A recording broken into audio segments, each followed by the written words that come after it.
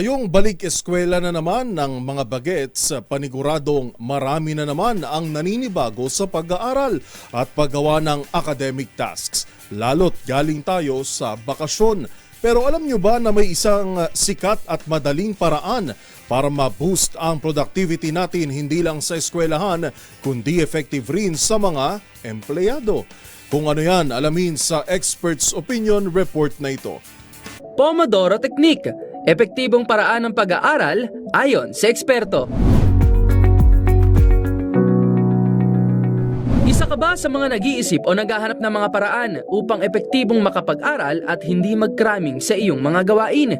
Ngunit nahirapan ka dahil maraming factors na umahadlang kabilang na ang iyong oras. May isang teknik na inirekomenda dyan ang mga eksperto. Ito ang tinatawag na Pomodoro Technique na nagsimula kay Francesco Cirillo, kung saan ito daw ay isang time management method na tutulong upang makapag-boost ng iyong productivity at magamit mo ang iyong oras ng tama, lalo na sa iyong pag-aaral.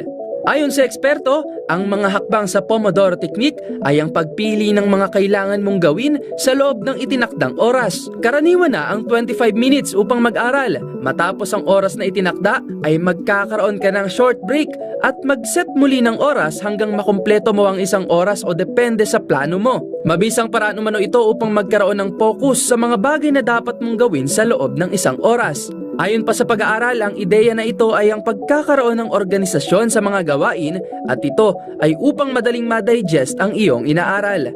Iba-iba man tayo ng pamamaraan sa pag-aaral at ang ilan ay gumagawa rin ng kanilang sariling bilang ng oras. Depende sa mas nakatutulong sa kanila upang magkaroon ng focus sa mga dapat nilang gawin.